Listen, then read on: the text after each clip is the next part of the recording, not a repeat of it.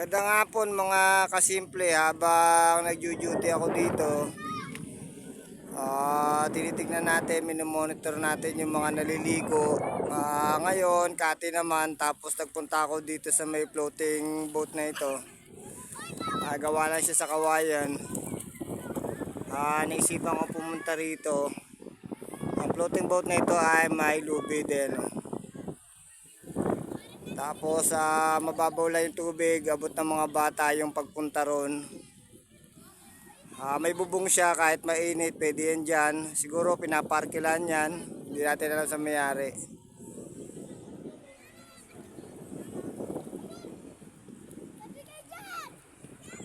Sa banda ron ng Kaluran, yung pinagpwestuhan namin, marami doong naliligo.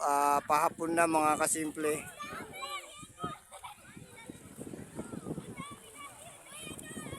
Bali, pasado alas 5 na, going to 6 na mga kasimple, kaya ganyan na yung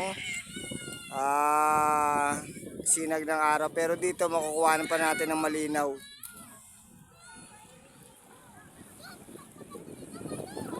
Yan, nag-enjoy sila mga kasimple oh. Dahil yung tubig, pakati na, maliit na yung tubig, okay na sa mga bata. Pero kailangan pa rin sila bantayan dahil meron na siyempre pag mga bata yung mga naliligo. Ngayon doon sa may Bulaso kanina, mga tanghali may naliligo doon, siguro nag-uwian na. Yan ang latest dito mga kasimple, dito sa aming lugar ng Lumang-Bayan. Bilang tanod, monitoring dito ng mga naliligo, ikot-ikot, ronda-ronda.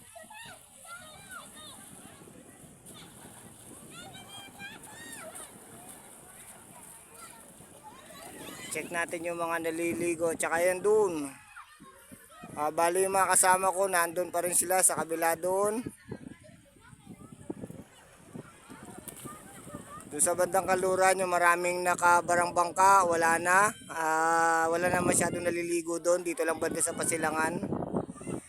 Tsaka dito, dahil dito may floating na ganyan, parang balsa na ito, kaya dito merong naliligo, kaya dito tayo nagpunta.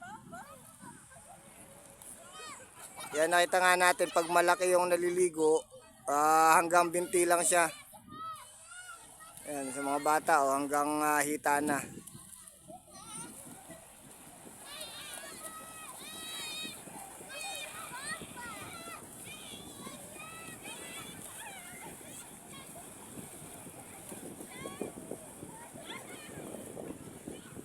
Kailangan mo ng latest ngayon mga simple.